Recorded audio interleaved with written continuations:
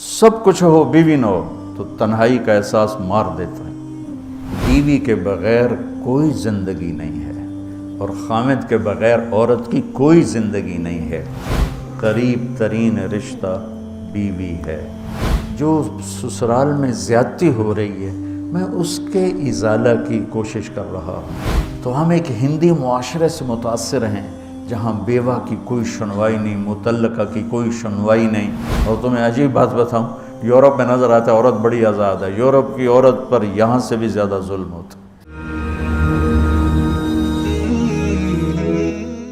اللہ تعالیٰ نے جتنے انسانی رشتے بنائے ہیں، ماں باپ، بہن بھائی، چاچے تائے، دادا دادی، نانا نانی، ساس سسر، خالہ بھانجا بھتیجا، پھوپھی پھوپھا، یہ جتنے اللہ نے رشتے بنائے ہیں ان میں سب سے اہم رشتہ خامد اور بیوی ہے۔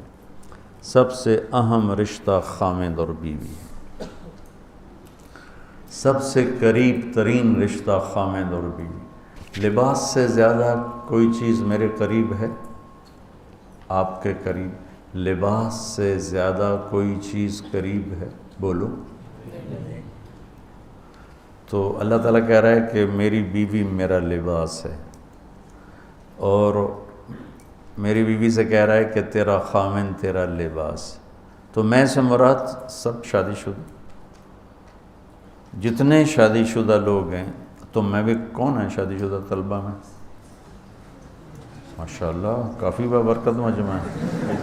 ہاں اچھا، تو اللہ تم سے کہہ رہا ہے تمہاری بیوی تمہارا لباس ہے۔ سب سے قریب شادی کے بعد قریب ترین رشتہ لفظ لباس بتا رہا ہے بیوی ہے۔ قریب ترین رشتہ بیوی ہے، اور جو قریب ترین ہوتا ہے وہ پہلے ہوتا ہے، اس کا حق پہلے آ جاتا ہے، قریب ہو گیا۔ اور کل میں نے کہا تھا کہ لباس اور میرے درمیان کوئی چیز حائل نہیں ہے۔ اس سے میں نے وہ ایک حدیث کو اس کے ساتھ جوڑا تھا جو آپ نے حضرت فاطمہ رضی اللہ تعالیٰ عنہ سے فرمایا تھا کہ جسے میں پسند کروں اسے تو پسند نہیں کرے۔ تو چپ کر کے واپس چلی گئیں اور اپنی اور بیگمات رسول سے فرمایا کہ بھائی آپ جانو اور آپ کا مسئلہ، میں اب اس میں نہیں پڑتی۔ تو یہ رشتہ سب سے قریب ہو جاتا ہے، اس سے قریب اور کوئی رشتہ نہیں ہے۔ جب یہ سب سے زیادہ قریب ہے تو اس کے حقوق بھی سب سے پہلے ہوں گے، اس کا حق بھی سب سے پہلے ہوگا، اس کا خیال بھی سب سے پہلے ہوگا۔ ہمارا جوائنٹ فیملی سسٹم ہے۔ میں کوئی بچیوں کو ساس سسر کے خلاف نہیں بھڑکا رہا۔ جو سسرال میں زیادتی ہو رہی ہے میں اس کے ازالہ کی کوشش کر رہا ہوں۔ آنے والی بچی اپنے ماں باپ کو چھوڑ کر آئی ہے، اب وہ اپنے خامد کے ماں باپ کو اپنا ماں باپ بنا لے تو اس کی سعادت ہے، اور بچے کے ماں باپ نے اپنی بیٹیوں کو آگے روانہ کر دیا ہے، وہ اس آنے والی بہو کو اپنی بیٹی بنا لیں تو کتنا خوبصورت ہو جائے گا یہ نظام۔ لیکن تربیت بھی نہیں ہے اور سیرت بھی سامنے نہیں ہے۔ مجھے حدیث یاد آ گئی، میرے نبی نے فرمایا یہ جو میرے انصار مدینہ ہیں، سنو بڑی عجیب حدیث ہے، یہ جو میرے انصار مدینہ ہیں یہ اتنے اچھے ہیں، ان کے گھر کسی کی بیٹی جب شادی ہو کے آتی ہے تو اسے یہ احساس ہی نہیں ہوتا میں سسرال میں ہوں یا ماں باپ کے پاس ہوں۔ یہ میں چاہتا ہوں۔ یہ میری تشریح میں کوئی کمی زیادتی ہو جاتی ہوگی، کوئی سائٹ زیادہ بیان ہو جاتی ہے، کوئی کم ہو جاتی ہے، لیکن میں یہ چاہتا ہوں۔ یہ حدیث مجھے اللہ نے ابھی یاد دلوائی ہے، حیات الصحابہ میں ہے، جلد اول میں ہے، کہ آپ نے فرمایا کہ یہ جو میرے انصار، میں دوبارہ کہہ رہا ہوں، یہ جو میرے انصار مدینہ ہیں یہ اتنے قابل تعریف ہیں کہ ان کے گھر جب کسی کی ڈولی اترتی ہے تو اس آنے والی بچی کو یہ احساس نہیں ہوتا کہ میں اپنے گھر میں ہوں یا سسرال کے گھر میں۔ میرے عزیزو، کم از کم تم جو میری اولاد ہو، تم میری روحانی اولاد ہو، تم تو میری بات کو آگے چلاؤ۔ کہ تم اپنے گھر کو اپنی بیوی کو اس طرح رکھو، اپنے ماں باپ کو بھی اس پہ تیار کرو، اپنی بہنوں کو اس پہ تیار کرو۔ ایک رخ تنقید دی، اے کر دی بھائی، اے کر دی بھائی، یہ سارا یہ میرا ماحول ہے۔ پتہ اٹھیندی کیوں ہے، باندھی کیوں ہے، ٹردی کیوں ہے، یہاں تک یہ ساری کانوں سنی بات ہے۔ تو بچے کے ماں باپ کہیں ہماری بیٹیوں کی تو شادی ہو گئی، اللہ نے ہمیں بیٹی دے دی ہے، اب ہم اس کو بیٹی بنا کے رکھیں گے، اور آنے والی کہے کہ میرے ماں باپ کو تو میں نے چھوڑ دیا، اب میرے خامند کے ماں باپ میرے ماں باپ ہیں، میں نے ان کے پاؤں دھو کے پینے ہیں، تو خود اپنی خوشی سے سارے گھر کی خدمت کرے، کون روکتا ہے؟ لیکن جو ہمارا ایک جابرانہ ماحول ہے، اس نے اس رشتے کو توڑ کے رکھ دیا ہے۔ یہ جو آنے والی لڑکی ہے، اس کے ذمہ ہے نسل تیار کرنا، نسل۔ میری بہو سے میری نسل چلے گی اور میں اسی پر جوتا اٹھا کے کھڑا ہوں، کتنی بڑی زیادتی۔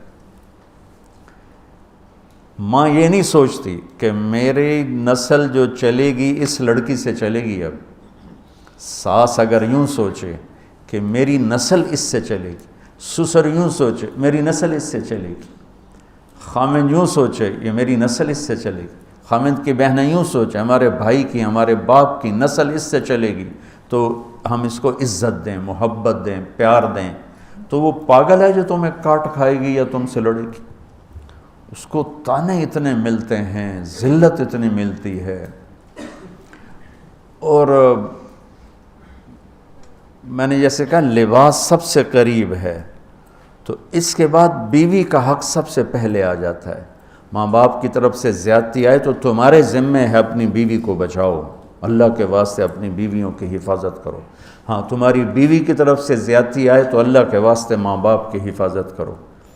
تو اس کا مطلب یہ نہیں کہ تم ڈنڈا اٹھا لو، اپنے اخلاق ایسے بناؤ، سپرنگ بن جاؤ، سپرنگ جو فریشر سے کو قبول کر کے دب کے نیچے چلا جاتا ہے، نیچے جانے میں جڑ جانے کا نظام چھپا ہوا ہے کہ جھک جاؤ، ماں باپ ناراض ہو ان کے پاؤں پکڑ لو، بیوی ناراض ہو اس کے پاؤں پکڑ لو۔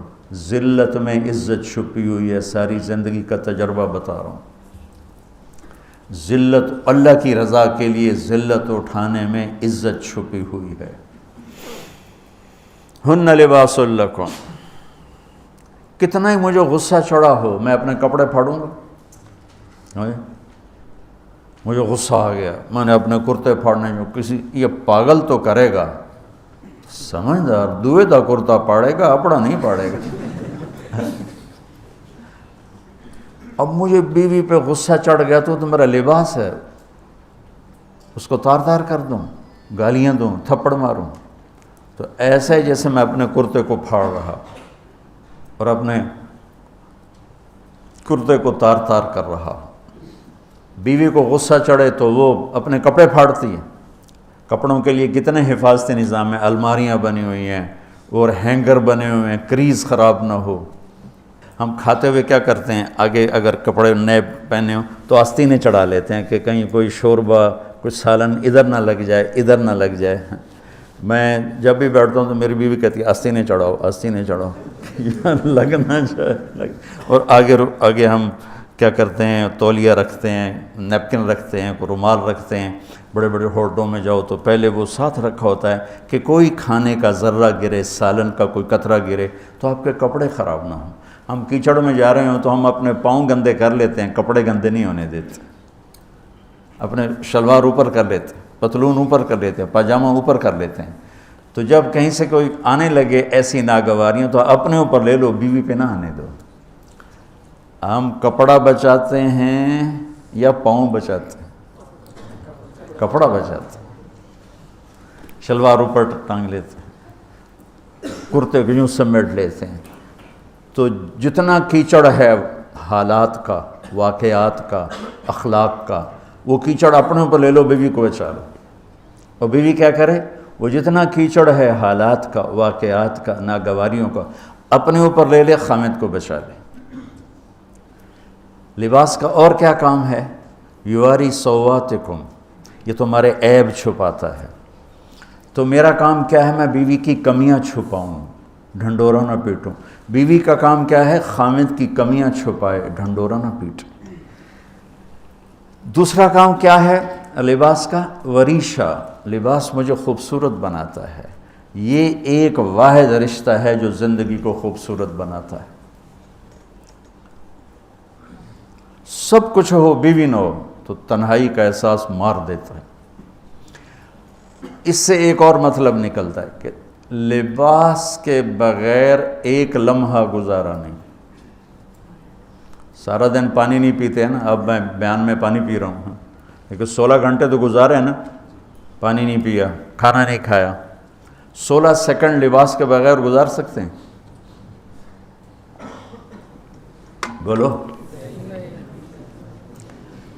کوئی بھی کمرے میں نہ ہو، تم تنہا ہو، تم کپڑے اتارو تو تم اپنے آپ کو عجیب فیل کرو گے، تم خود اپنے آپ کو چادر میں چھپانے کی کوشش کرو گے۔ ان لباس ایک ایسی زبردست ضرورت ہے بلا دلیل کہ تم تنہا کمرے میں بھی کپڑے اتارو تو تم اپنے آپ کو عجیب سا محسوس کرتے ہو۔ اس سے پتہ چلا کہ بیوی کے بغیر کوئی زندگی نہیں ہے اور خامد کے بغیر عورت کی کوئی زندگی نہیں ہے۔ یہ ہمارا بدبخت معاشرہ ہندی کہ کسی بچی کو طلاق ہو جائے وہ گل سڑ کے مر جاتی، اس کی شادی نہیں ہوتی۔ کوئی جوان بچی بیوہ ہو جائے وہ سسک کے مر جاتی، اس کی شادی نہیں ہوتی۔ کوئی 40-50 سال کا ہو جائے مرد، اس کی بیوی مر جائے، کوئی اس کو لڑکی دینے کے لیے تیار کوئی نہیں۔ اور لباس کا لفظ بتاتا ہے کہ شادی کے بغیر انسان ننگا ہے، اور ننگے انسان کا کوئی کہیں بھی گزارا نہیں ہے۔ لفظ لباس بتاتا ہے کہ ہم اس چیز کو رواج دیں کہ شادیاں ہوں، بیوہ کی شادی ہو، مطلقہ کی شادی ہو، کوئی کس کی بیوی مر جاتی ہے۔ حضرت ابن مسعود کا فرمان ہے اگر میری موت میں 10 دن باقی ہوں تو بھی میں شادی کر لوں گا اگر میری بیوی مر جائے تو۔ ابو ہریرہ کہتے ہیں اگر میری زندگی میں 7 دن باقی ہوں اور میری بیوی مر جائے تو میں 1 ہفتہ بھی شادی کے بغیر نہیں رہوں گا، میں شادی کر لوں گا۔ تو ہم ایک ہندی معاشرے سے متاثر ہیں جہاں بیوہ کی کوئی سنوائی نہیں، مطلقہ کی کوئی سنوائی نہیں، اور کوئی جوان بھی 2-4 بچے ہیں اور بیوی مر جائے تو اس کی کوئی شادی نہیں ہے، وہ سسک کے وہ بلک کے زندگی گزارتے ہیں۔ ہم لوگ اس کو رواج دیں۔ لباس، لفظ لباس بتا رہا ہے کہ جیسے لباس کے بغیر ایک لمحہ آدمی چین سے نہیں بیٹھ سکتا، ایسے ہی اس رشتے کے بغیر زندگی میں کوئی خوبصورتی نہیں، کوئی حسن نہیں ہے۔ ہن لباس لکم وانتم لباس لہن۔ تو لباس کیا کرتا ہے؟ زیب و زینت۔ لباس کیا کرتا ہے؟ عیب چھپاتا ہے۔ لباس کیا کرتا ہے؟ خوبصورت بناتا ہے۔ تو اس رشتے کو خوبصورت بنانا ہے، بیوی خامند کے لیے، خامند بیوی کے لیے۔ کس طرح یہ رشتہ خوبصورت بنے گا؟ اچھے اخلاق کے ساتھ، اچھے اخلاق کے ساتھ۔ اگر گھر والوں کے اخلاق اچھے ہوں، وہ بچی ساس سسر کو ماں باپ بنا لے، ساس سسر بچی کو ماں باپ بنا لیں، خامند بیوی کو ہتھیلی کا چھالا بنا لے، بیوی خامند کو ہتھیلی کا چھالا بنا لے۔ میں قربان جاؤں اپنے نبی پر، ساری کائنات کو نور ایمان دینے والی ہستی، اور حضرت عائشہ رضی اللہ عنہ کو لقمے بنا کے کھلا رہے ہیں۔ کمال۔ حضرت عائشہ رضی اللہ تعالیٰ عنہ وہ بڑی بڑی بوٹیاں ہوتی تھیں نا، وہ اٹھا کے ایسے نوچتیں اور پھر رکھ دیتی، روٹی کا ٹکڑا اٹھاتی۔ میرے نبی وہی بوٹی اٹھاتے جہاں حضرت عائشہ نے نوچا ہوتا تھا، وہیں دکھا کے کرتے تھے، ان کی محبت کو لینے کے لیے اور ہمیں سکھانے کے۔ حضرت عائشہ گلاس اٹھاتی، وہ بڑے بڑے ہوتے تھے، اب تو یہ چھوٹے چھوٹے گلاس ہیں۔ بخل کا زمانہ آ گیا، پانی بھی تھوڑا دیں دیں۔ ہمارے دیہات کا کلچر تھا، اب تو مٹ گیا ہے، مہمان ہی کوئی نہیں ہوتے۔ جب کچی سڑکیں ہوتی تھیں اور ذرائع نہیں تھے تو بہت سے مسافر ہمارے ڈیروں میں آ کے رات گزارتے تھے، ہماری پہچان والے نہیں، اجنبی راہگیر اور کوئی پہچان والے بھی۔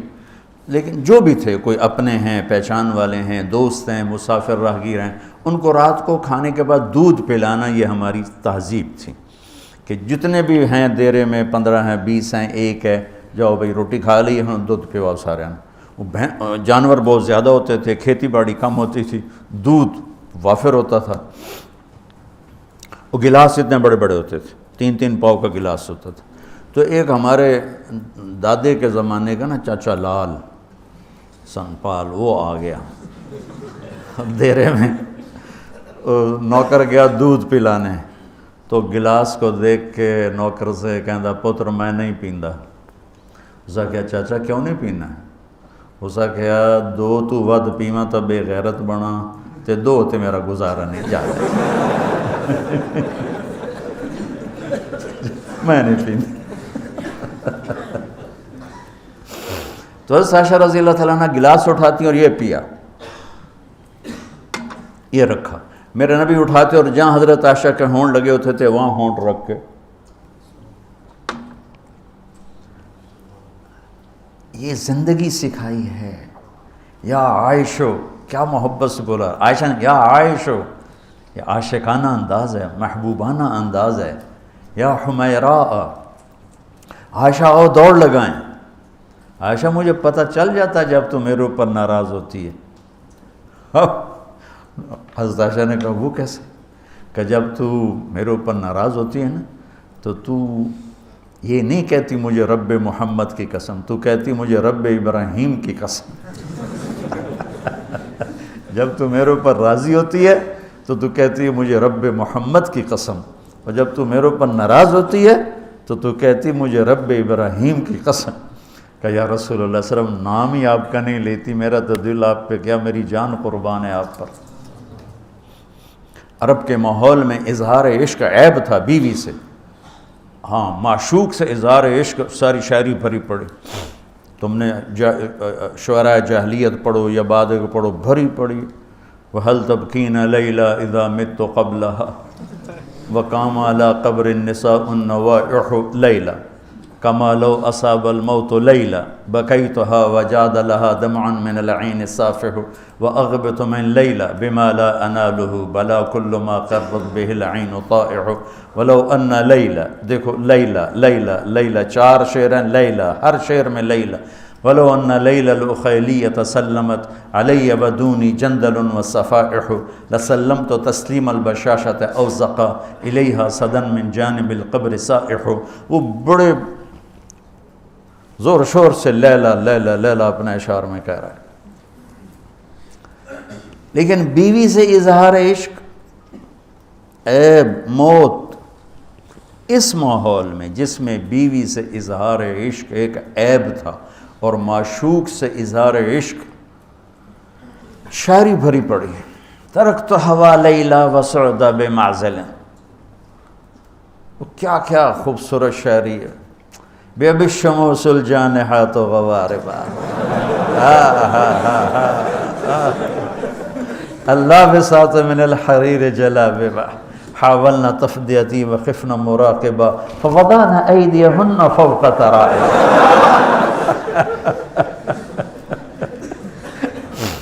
عرب کی شاعری بھری پڑی ہے عشق و معشوقی سے۔ اس ماحول میں میرے نبی سے ایک شخص کہتا ہے یا رسول اللہ من احب الناس الیک، آپ کو سب سے زیادہ کس سے پیار ہے؟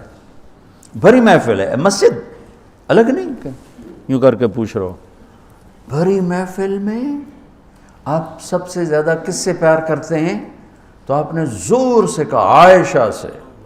اللہ اکبر اللہ اکبر، ہائے ہائے ہائے ہائے۔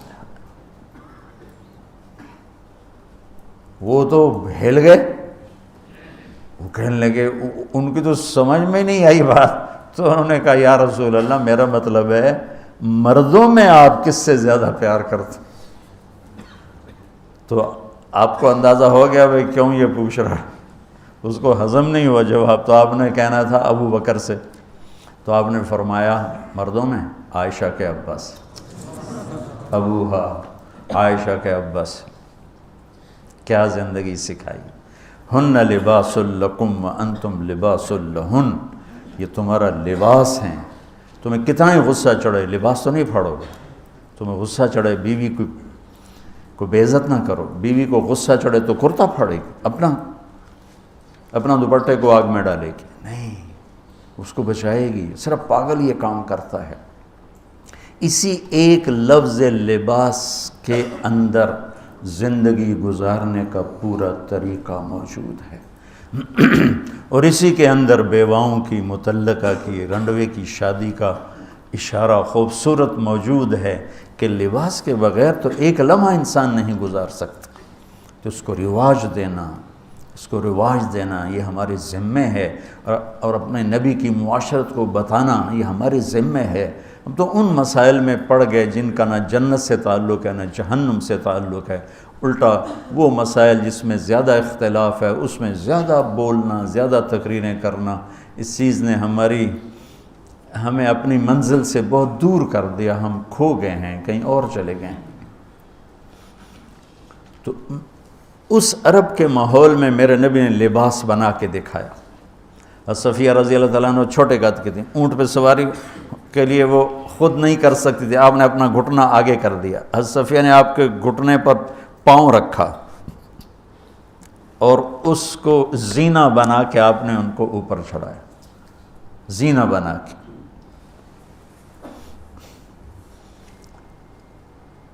جہاد کے سفر سے واپسی ہو رہی ہے. سب صحابہ سے کہا آگے نکل جاؤ. سب آگے نکل گئے، اتنا نکلے کہ غائب ہو گئے، نظر نہیں آ رہے. تو آپ نے کہا عائشہ دوڑ لگائیں. اللہ، عائشہ دوڑ لگائیں. ہم نے کہا جی لگائیں. تو حضرت عائشہ فرماتی ہیں میں نے دوڑ لگائی، میں آگے نکل گئی، آپ پیچھے رہ گئے. کچھ سال گزر گئے، جہاد کے سفر سے واپسی ہو رہی، آپ نے کہا عائشہ دوڑ لگائیں. میں نے کہا جی لگائیں. ہم نے کہا چلو بھائی آگے چلے جاؤ. سب آگے چلے گئے، غائب ہو گئے.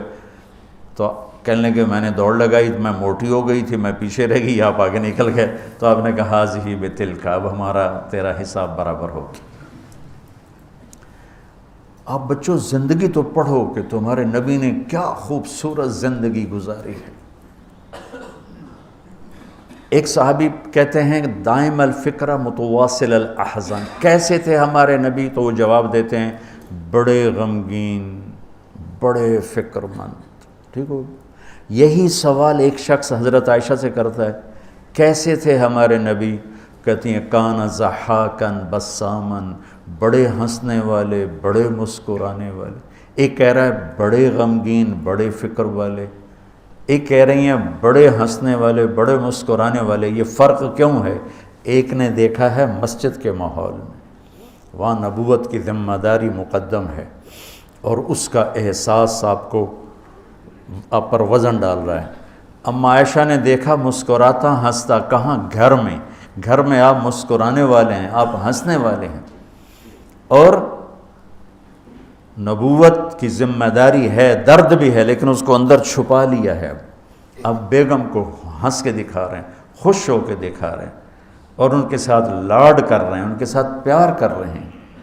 وہ جو حدیث ام زرع ہے شمائل ترمذی کی، کتنی لمبی چوڑی وہ لایانی کہانی ہے، اور آپ نے بیٹھ کے ساری سنی. آج کا تو کوئی بزرگ ہو تو کہتا ہو تو کیا لایانی شروع کر دی، اتنی دیر میں تو ذکر ہو سکتا تھا.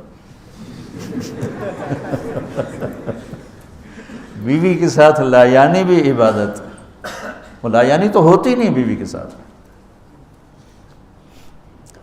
جہاد کا سفر ہے، جہاد کا، اور سفر کے لیے تیاری کا اعلان اور کوچ کا اعلان.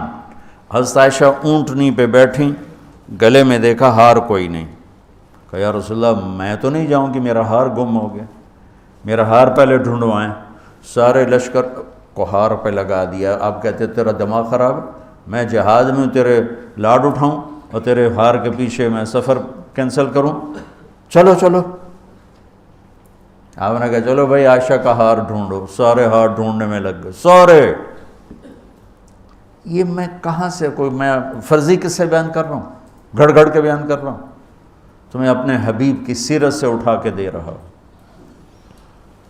کوئی آپ کسی سیر پہ نہیں نکلے تھے کہ کوئی بات نہیں سفر کینسل کرو، جہاد کا سفر ہے اور آپ کہہ رہے ہیں عائشہ کا ہار ڈھونڈو۔ آپ دیکھ رہے تھے کہ آگے عورتوں کے ساتھ کتنے کتنے ظلم ہوں گے۔ تم کو بھی سنو ان کی چیخیں اور آہیں جو میں سنتا ہوں تمہارے کلیجے پھٹ جائیں کہ کس قدر ظلم ہے۔ اور تمہیں عجیب بات بتاؤں، یورپ میں نظر آتا ہے عورت بڑی آزاد ہے، یورپ کی عورت پر یہاں سے بھی زیادہ ظلم ہوتا، دیکھنے میں وہ آزاد نظر آتی، لیکن اوف اللہ اللہ۔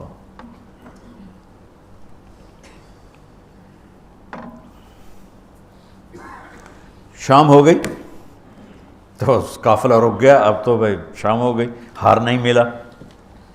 مغرب عشاء کے لیے تو پانی موجود تھا، اب عشاء پڑھنے کے بعد پانی ختم، چونکہ خیال تھا بھائی اگلی منزل پانی ہے تو وہاں جا کے نماز پڑھیں گے، تو اب پانی کوئی نہیں ہے، اور سب نے ابو بکر صدیق رضی اللہ تعالیٰ عنہ کو تانے دینے شروع کیے، تیری بیٹی کی وجہ سے اب فجر کی نماز کا کیا بنے گا، اب تو پانی کوئی نہیں، وہ وضو کیسے کریں گے، تیمم کی آیت ابھی آئی نہیں ہے۔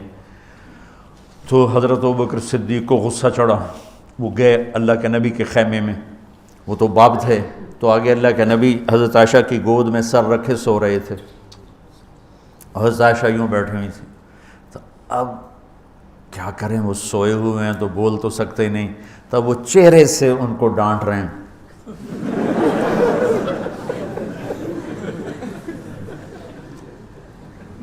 اور آگے بڑھ کے انگلی یہاں ماریں ٹک یوں، وہ کہتی میں ایسے ہو گئی تاکہ انگلی کے درد سے میں یوں نہ ہوں کہیں اللہ کے نبی جاگ نہ پڑیں، تو ٹک ٹک ٹک ٹک، تیری وجہ سے آج سارا صحابہ تکلیف میں اور پانی کوئی نہیں ہے، گویا چہرے سے سارا کچھ کہہ رہے ہیں، یوں کر رہے ہیں، چہرے سے سارا کچھ بتا رہے ہیں، اور غصے میں باہر آ گئے۔ اللہ کے نبی کی آنکھ کھلی، پتہ چلا پانی کوئی نہیں، نماز کا ٹائم ہے، اللہ نے کہا چلو فتیمموا صعیدا طیبا، چلو بھائی مٹی سے تیمم کرو، ہم نے تمہیں پانی سے بھی بے نیاز کر دیا۔ تو پھر سعد بن عبادہ کہنے لگے ابو بکر تیرے گھرانے کی یہ پہلی برکت تھوڑی ہے، اور بھی بڑی برکتیں پہلے ملی ہیں، پہلے سب ناراض ہو رہے تھے، پھر سارے خوش ہو گئے کہ یہ کیا مل گیا، اللہ نے ہمیں تیمم دے، کسی امت کو تیمم نہیں ملا۔ دیکھو نا، یوں کر کے کر لو، اس سے کوئی پاک ہوتا ہے، اور پھر یوں ایسے کر لو، چلو بھائی غسل سے بھی فراغت ہو گئی، پانی کوئی نہیں ہے تو ہمیں غسل کی ضرورت پڑ گئی ہے، تو اتنا ہی کام ہے، ضربتان۔ حضرت عمار بن یاسر نیا نیا تیمم کا حکم آیا تھا، پتہ تھا نہیں کیسے کرنا ہے، تو وہ سفر میں تھے تو ان کو ضرورت پڑ گئی نہانے کی، ان کا اب وضو کے لیے تو تیمم ہے بھائی یوں کر لو، لیکن نہانے کے لیے تو تیمم کیسے کروں گا، تو سارے کپڑے اتار کے ریت پہ کبھی یوں لوٹ رہے کبھی یوں ہو رہا کبھی یوں ہو رہا، تھے بھی بڑے لمبے چوڑے عمار بن یاسر، آ کر کہنے لگے یا رسول اللہ آج میں نے یوں تیمم کیا، آپ نے کہا انما یکفیک ضربتان، ارے وہاں بھی تجھے 2 ضربیں ہی کافی تھیں، یہ اور یہ۔ تو نماز پڑھی گئی، حضرت عائشہ نے کہا یا رسول اللہ ٹھیک ہے ہار نہیں ملتا چلیں۔ جب میرے نبی سے اما عائشہ نے کہا چلیں، تب آپ نے کہا چلو، وہ جب اونٹنی کو اٹھایا تو ہار اس کے نیچے گرا پڑا، وہ دھاگا ٹوٹا اور پھسل کے نیچے چلا گیا، وہ سارے ادھر ادھر ڈھونڈتے رہے، اونٹنی کو کسی نے اٹھایا نہیں۔ اللہ نے تیمم کی رخصت دینی تھی، اور ایک ہمیں خوبصورت زندگی کا درس دینا تھا کہ اتنے بڑے سفر میں بھی بیوی کے لاڈ کو مقدم کیا، ضرورت کو نہیں۔ ہار ضرورت ہے، بولو وہ بولو، اس لیے کہلوانا چاہتا ہوں کہ تمہیں مشکل سبق بتا رہا ہوں، یہ یہاں کرسی پہ بیٹھ کے بتانا بہت آسان ہے، جب ناگواری آتی ہے پھر پتہ چلتا ہے کہ اب اپنے آپ کو سنبھالنا کیسے۔ اگر ناگواریوں کو سہنا سیکھ جاؤ گے تو تمہارا گھر جنت بن جائے گا، اگر ناگواریوں کو اگلنا شروع کرو گے تو تم اپنے گھر کو جہنم بنا لو۔ یاد رکھنا، شکل صورت چند دن، روپیہ پیسہ ایک دن بھی نہیں، کپڑے زیور گاڑیاں چند دن، اور اخلاق موت تک ساتھ دیتے۔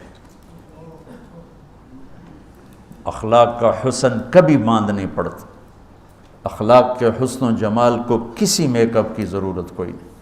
بمکارم الاخلاق کن متخلقا لیفوہا ثناء جدک العطر الثنی فاصدق صدیقک ان صدقت صداقتا فادفع عدوک باللتی فاذا الذی۔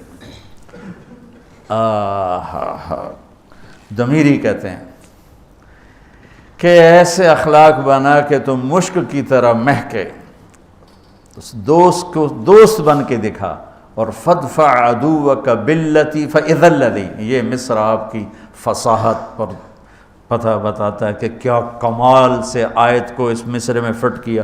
فادفع عدوک باللتی فاذا الذی، ادفع باللتی ہی احسن فاذا الذی بینک وبینہ عداوۃ کانہ ولی، فادفع عدوک باللتی فاذا الذی۔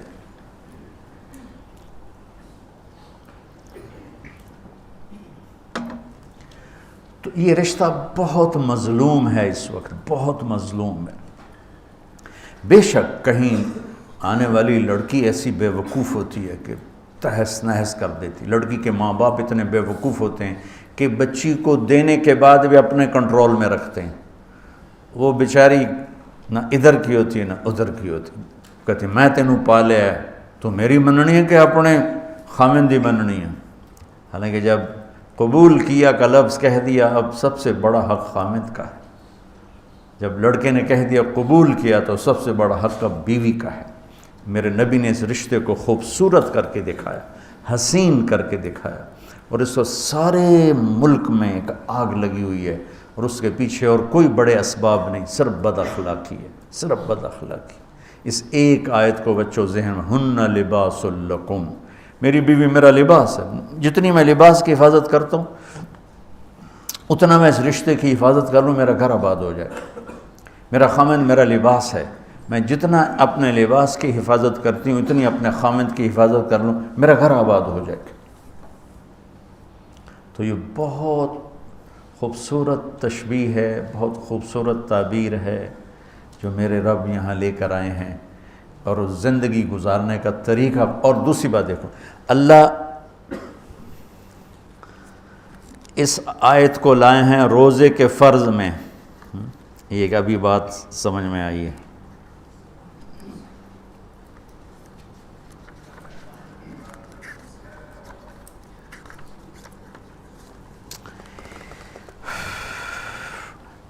پیچھے آ رہا ہے یا الذین آمنوا کتب علیکم الصیام، روزے آ رہے ہیں، ٹھیک ہے، یہ سارا روزہ آ رہا ہے، یہ سارا روزہ آ رہا ہے۔ اذا سألک عبادی، اس میں دعا آ گئی، پھر احل لکم لیلۃ الصیام الرفث، یہ معاشرت آ گئی۔ اس کے بعد پھر اللہ تعالیٰ بتا رہا کلوا واشربوا حتی یتبین لکم الخیط الابیض۔ فرض روزے کے درمیان معاشرت کو اللہ نے ذکر کیا ہے۔ فرض روزے کے اوپر بھی روزہ ہے، نیچے بھی روزہ ہے، درمیان میں معاشرت ہے۔ یہ ایک بات ابھی ذہن میں آئی ہے کہ ہم روزے کو جتنی اہمیت دیتے ہیں، عبادات کو ہم جتنی اہمیت دیتے ہیں، اتنی اہمیت ہم معاشرت کے احکام کو نہیں دیتے۔ ہم معاشرت کو سمجھتے ہیں دنیا داری ہے، میں بیوی سے ہنس رہا ہوں، کھیل رہا ہوں، میں اس کے پاس بیٹھوں، وہ میرے پاس بیٹھی ہے، ہم کوئی گھر کی بات کر رہے ہیں، ہم اسے دنیا داری سمجھتے ہیں۔ اور میرا رب اوپر روزہ، نیچے روزہ، اور بیچ میں لباس لکم۔ کیا عجیب بات نہیں؟ اوپر بھی روزہ، نیچے بھی روزہ، اور بیچ میں ہن لباس لکم وانتم لباس لہن۔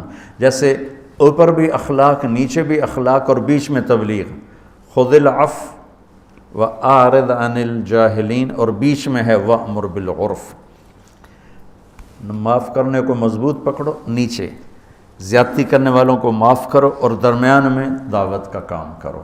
دعوت کو خوبصورت بنایا اخلاق کے ساتھ، اور بندگی کو خوبصورت بنایا معاشرت کے ساتھ، کہ اوپر روزہ، نیچے روزہ، اور بیچ میں آ رہا ہے تمہاری بیوی تمہارا لباس ہے، تمہارا خامن تمہارا لباس ہے۔ یہ ایک خوبصورت درس ہے بچوں، اگر اس کو میں لے لوں، آپ لے لیں، جو سن رہے ہیں وہ لے لیں، ان کی زندگیاں آباد ہو جائیں۔